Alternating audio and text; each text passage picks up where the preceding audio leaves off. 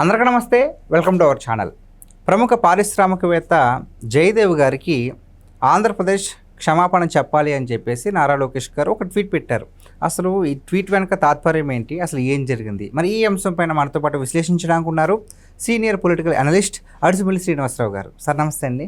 నమస్కారం అండి. సార్, రీసెంట్గా నారా లోకేష్ గారు పోస్ట్ పెట్టారండి. సో అమర్ రాజా బ్యాటరీస్ అయినటువంటి ఆ సంస్థ యజమాని ఎవరైతే ఉన్నారో, సో ఆయనకి ఆంధ్రప్రదేశ్ మొత్తం కూడా సారీ చెప్పాలి అని చెప్పేసి అన్నారు. అసలు ఎందుకు ఆ స్టేట్మెంట్ ఇచ్చారంటారు సార్? అమర్ రాజా బ్యాటరీస్ చిత్తూరు జిల్లాలో చాలా ఏళ్ల క్రితం 35 ఏళ్ల క్రితం ప్రారంభమైన పరిశ్రమ. అక్కడ 25,000 మందికి ప్రత్యక్షంగా ఉపాధి లభించింది. ప్రత్యక్షంగా అటువంటి సంస్థ వాళ్ళు మంచి పేరు ప్రతిష్టలు ఉన్నాయి. వాళ్ళు కూడా నాణ్యంగా వాళ్ళ ఉత్పత్తులన్నీ చాలా పేరు ఉంది, గుడ్ విల్ ఉన్నది. ఆయన వాళ్ళు రాజకీయంగా కూడా ఆ కుటుంబం రాజకీయ కుటుంబం. ఆవిడ వాళ్ళ మదర్ గళా జయదేవ్ గారు ఎంపీ చేసాడు గుంటూరు. వాళ్ళ మదర్ కూడా ఎమ్మెల్యేగా చేసింది ఆవిడ. వాళ్ళ తాతగారు కూడా రాజకీయంగా పలుపడి ఆయన ఎమ్మెల్యే చేశారు. ఓకే. అయితే ఇక్కడ జరిగింది ఏంటంటే, వారు మొదట్లో కాంగ్రెస్లో ఉండేవారు. వారు కాంగ్రెస్లో ఉన్నప్పుడు కూడా తెలుగుదేశం పార్టీ వాళ్ళని ఎప్పుడు వేధించాల. ఓకే. తర్వాత ఆవిడ తెలుగుదేశంలోకి వచ్చారు. ఇప్పుడు ఈయన జయదేవ్ గారు గుంటూరు ఎంపీ అయ్యాడు. అయిన తర్వాత ప్రభుత్వం మారింది, జగన్మోహన్ రెడ్డి అధికారంలోకి వచ్చిన తర్వాత వాళ్ళ మీద వేధింపులు మొదలైనవి. ఓకే. ఆయన అమరావతి ఉద్యమంలో ఆయన మీద ఒక రకంగా పోలీస్ స్టేషన్లో దాడి చేశారు. ఆయన ఒంటి మీద గాయాలని ఆయన చొక్కా విప్పి చూపించాడు మీడియాకి. జయదేవ్ గారే ఒక రకంగా చెప్పాలంటే ఆగర్భ శ్రీమంతుడు అతను. అటువంటి వ్యక్తి ప్రజాసేవలో ఉన్నాడు. అక్కడ డౌన్ టు ఎర్త్ ఉండేవాడు మనిషి. ప్రజలను కలవడం కానీ, ప్రజలతో కలిసిమెలిసి ఉండడం కానీ ఆయన అసలు అరుదుగా ఉంటుంది ఆ స్థాయిలో వ్యక్తులు. అటువంటి వ్యక్తి ఆ స్టేషన్లో తీసుకెళ్ళి కుట్టాడు ఎంపీ అయినా. ఇంకో పక్క వాళ్ళ పరిశ్రమ మీద దాడి, వాళ్ళ వ్యాపార సంస్థ మీద, పొల్యూషన్ కంట్రోల్ బోర్డు వదిలి వాళ్ళ మీద మామూలుగా వేధింపులు కదండి. దాన్ని ముగించేద్దాం అనేటువంటి పరిస్థితి. అంటే అక్కడ ప్రజలు దాని మీద ఆధారపడిన వాళ్ళు, వాళ్ళు ఆధారపడిన వాళ్ళ కుటుంబాలు, వాళ్ళ మీద ఆధారపడి బతికే వాళ్ళు అనేక మంది, పరోక్షంగా 1,00,000 మంది పోతారు. అవును. అలాంటి అందరు కడుపు కొట్టేస్తానికే సిద్ధపడిపోయారు. అప్పుడు కొత్తగా రావాల్సిన పెట్టుబడి అప్పుడు మళ్ళీ ఇంకొక 8,000-9,000 కోట్ల పెట్టుబడి పెట్టాలని ప్రయత్నంలో ఉన్నారు వాళ్ళు, ఇంకో యూనిట్ స్టార్ట్ చేయడానికి. దాన్ని వాళ్ళు వేరే రాష్ట్రానికి ఆలోచించినప్పుడు తెలంగాణ ఆహ్వానించింది. తెలంగాణలో పెట్టుకున్నారు. నిన్న మొన్న అక్కడ ప్రారంభమైంది. 9,000 కోట్లు మహబూబ్ నగర్ జిల్లా. ఇది చేజేతులారా. అంటే ఇవాళ ఏ రాష్ట్రమైనా పెట్టుబడులు మాకు పెట్టండి అని అడుగుతూ ఉంటారు. ఇప్పుడున్న ప్రభుత్వం కూడా, కూటమి ప్రభుత్వంలో చంద్రబాబు గారు, లోకేష్ గారు వీళ్ళంతా కూడా దేశాలని కాలుకు బలపం కట్టు తిరుగుతున్నారు. మా రాష్ట్రంలో పెట్టుబడి 1,000 కోట్ల, 2,000 కోట్ల, 1,500 కోట్ల ఎంతైనా కానీ మా రాష్ట్రంలో పెట్టుబడి పెట్టండి అని తిరుగుతున్నారు. అటువంటిది 9,000 కోట్లు పెద్ద ఇన్వెస్ట్మెంట్. ఇంకో 10,000 మందికి ఉద్యోగాలు వచ్చి అవకాశాన్ని చేతులారా పోగొట్టేసిందే కాకుండా మేమే పొమ్మన్నామని చెప్పాడు. మేమే తరిమేసామని చెప్పాడు సిగ్గు లేకుండా. వీళ్ళు రాష్ట్రం గురించి, అభివృద్ధి గురించి, రాజధాని నిర్మాణం గురించి, పోలవరం గురించి, మానవత్వం గురించి ఇవన్నీ మాట్లాడతారు. అంటే అస్సలు సింక్ అవ్వదు వాళ్ళు మాట్లాడటానికి. ఎందుకంటే వాళ్ళు అంతసేపు నరమేధం, అరాచకం, అవినీతి, దోపిడీ, దుర్మార్గం ఇవి మాట్లాడితే వాళ్ళు కరెక్ట్గా సెట్ అవుద్ది. సో మరి ఇప్పుడు ప్రభుత్వం మారింది కదా సార్, మళ్ళీ ఎందుకు ఇక్కడికి వచ్చి పెట్టడానికి ఎందుకు అంత ఉత్సాహం చూపించట్లేదు అంటారు అమర్ రాజా బ్యాటరీస్?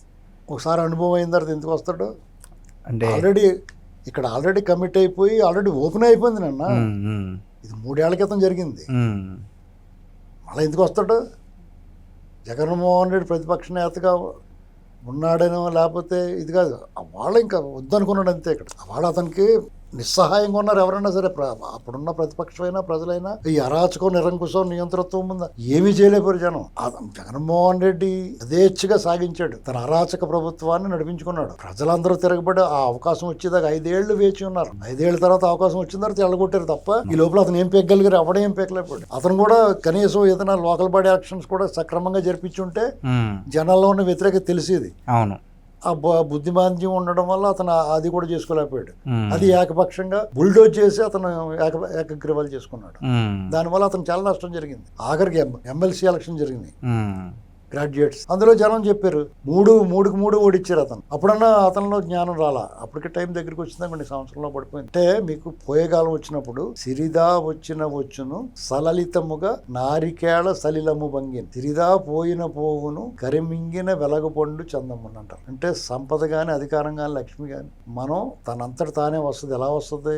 కొబ్బరికాయలో నీళ్ళు ఎలా వస్తాయి తెలియదు కదా, ఎవరు పోయింది కదా అందులోని. వాటి అంతటా అవే ఉద్భవిస్తాయి. అలాగే సంపద అధికారం అవి కూడా అలా వస్తాయి. పోయేటప్పుడు మనకేం చెప్పు వెళ్తున్నామండి అని ఏం చెప్పి వెళ్ళావు, మనకు తెలియకుండానే పోతాయి. ఎలా పోతాయి? కరిమింగిన వెలగపండు అంటే ఏనుగు ఎలగపండు మింగుతుంది. ఎలగపండు కాయలాగా ఉంటది, మళ్ళీ పొద్దున్నే విసర్జిస్తుంది. ఏనుగు కాయలాగా ఉంటుంది, లోపల గుజ్జు మాయమైపోద్ది.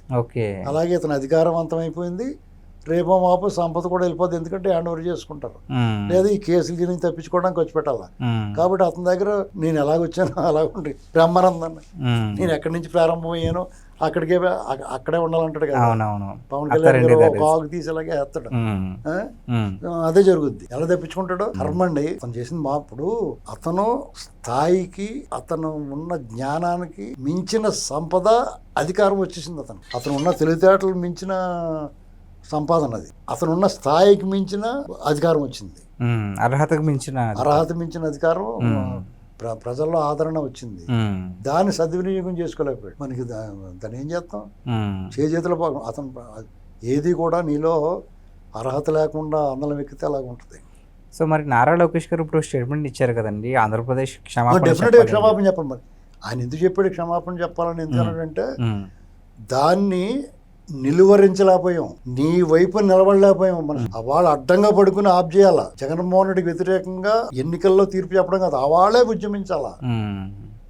ఆ పని చేయలేకపోయాం కదా, అందుకు క్షమాపణ చెప్పారు. మరి ఈ స్టేట్మెంట్ మీద కూడా వైసీపీ వాళ్ళు ఈ రోజు లేకపోతే రేపు మొత్తానికి స్పందిస్తారు. ఇలా అన్నో మన ఆంధ్రప్రదేశ్ మనమే తక్కువ చేసుకుంటున్నాం అని చెప్పేసి ఏదో ఒక కాంట్రవర్సీ. ఎందుకంటారు? వాళ్ళకి అర్హత లేదు, ముఖమే కొడతాం మనం. అలాగంటే ఊరుకుంటామంటే వాళ్ళు సిగ్గు లేకుండా అంటారు, మన ఊరుకుంటామా? ఎడాపెడా వాయించోదలమా? సార్ ఒక పెద్ద సంస్థ వెళ్ళిపోయింది, వేరే దానికి కాదంటలేదు. ప్రజెంట్ మరి ఆంధ్రప్రదేశ్లో పెట్టుబడులు మంచిగానే వస్తున్నాయి. సో ఇవన్నీ కనుక అంటే 2,000 కోట్లు అంటున్నారు, 3,000 కోట్లు అంటున్నారు, శ్రీ సిటీ అంటున్నారు, విశాఖ అంటున్నారు, ఇవన్నీ కూడా గ్రౌండింగ్ జరిగితే సో మరి దేశంలోనే నెంబర్ 1 స్థానంలో ఆంధ్రప్రదేశ్ ఉండే అవకాశం ఉందంటారా సార్? ఇప్పుడు ఈ దేశంలోకి వస్తున్న పెట్టుబడులు 25% ఆంధ్రప్రదేశ్కి వస్తున్నాయి. మీకు రాష్ట్ర విభజన తర్వాత అసలు ఉమ్మడి రాష్ట్రం ఉన్నప్పుడు పోల్చుకుంటే ఇప్పుడు విభజిత ఆంధ్రప్రదేశ్కి పెట్టుబడుల వెల్లువ వస్తుంది. ఎలాంటి పరిస్థితులు వస్తుంది? అంతకుముందు 5 సంవత్సరాల పరిపాలన చూసి వచ్చిన పెట్టుబడుల్ని ల్యాండింగ్ అయినట్లు కూడా తరివేసిన వ్యక్తి, అరాచకం చేసిన వ్యక్తి, చిన్నాభిన్నం చేసిన వ్యక్తి ఇంకా ప్రతిపక్ష నాయకుడిగా తిరుగుతున్నాడు. అయినా సరే వస్తున్నాయి. అంటే కాన్ఫిడెన్స్ ఏ లెవెల్లో ఉందంటే వచ్చే వాళ్ళకి ఈ ప్రభుత్వం ఇంకా 15 ఏళ్ళు ఉంటుంది. ఇతను ప్రతిపక్ష నేతగా కాదు, అసలు రాజకీయ నాయకుడిగానే మళ్ళీసారి అవకాశం ఉండదు అతనికి.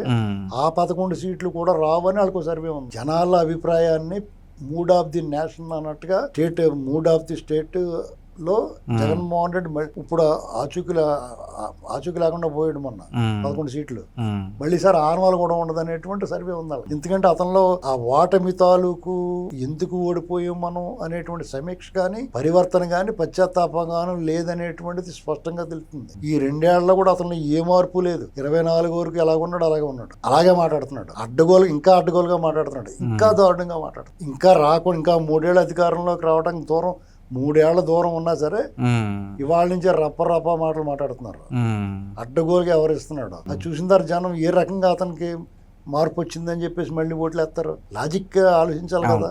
ఈ 5 ఏళ్ళు వాళ్ళకి ఇచ్చారు కాబట్టి మళ్ళీ 5 ఏళ్ళు మనకి ఇస్తారంటే ఏదైనా క్యూలైనా అతను అయిపోయిన తర్వాత మాది అన్నట్టుగా అదేం కుదరదు. జగన్మోహన్ రెడ్డి అనేటువంటిది ఇంకా మనం ఇంకా మళ్ళీ అతను ఊహించుకోకలేదు. అతను ఆశిస్తాడు, అతను తప్పే ఉంది, అతనిదేం పోయింది. ఆశిస్తాడు, రాకపోతే నోరు మూసి కూర్చుంటే కేసులు బుక్ అయిపోతే ఇటు జైల్లో పోతాడు. అతను వెనకాల తిరిగినట్టు పాడైపోతారు. మీలాంటి పిల్లలు ఉన్నారు, అతను వెనకాల తిరిగి యూత్ ఏదో ఎగిరేరు అనుకోండి, ఏదైనా కేసు పడింది అనుకో, నీ చాప్టర్ క్లోజ్. బాగా చదువుకుంటే ఉద్యోగానికి వెళ్ళినట్టు అర్థమవుతుంది. నీ బాగా చదువుకుని ఏదైనా విదేశాలకు వెళ్ళే అవకాశం అవుతా, అక్కడ పాస్పోర్ట్ కూడా దొరకదు నీకు. ప్రతి ప్రభుత్వ ఉద్యోగానికి నువ్వు అనర్హుడు అయిపోతావు. ప్రైవేట్ ఉద్యోగాల్లో కూడా దాన్ని చూస్తారు. నువ్వు సెక్యూరిటీ గార్డు కింద పని చేసుకోవాలి ఎక్కడన్నా. ఇది గుర్తుపెట్టుకోవాలి ఎవడన్నా. చూసారు కదండి, మన దగ్గర ఉన్నటువంటి ఒక బంగారు బాతుని మరి వెళ్ళగొట్టినటువంటి ఒక నిరంకుశ పరిపాలన ధోరణి వల్ల ఆ బంగారు బాతు మిస్ అయిపోయింది. అదే అమర్ రాజా. సో ఆ ధోరణికి ప్రతి ఒక్కరు కూడా క్షమాపణ చెప్పుకోవాల్సిన పరిస్థితి ఉంది అని చెప్పేసి నారా లోకేష్ గారు చెప్పింది ముమ్మాటికి కూడా వాస్తవం అని చెప్పేసి మరి శ్రీనివాసరావు గారు చెప్తున్నారు. మరి ఈ వీడియో పైన, ఈ అంశం పైన మీ విలువైన అభిప్రాయాన్ని కామెంట్ రూపంలో తెలియజేయండి.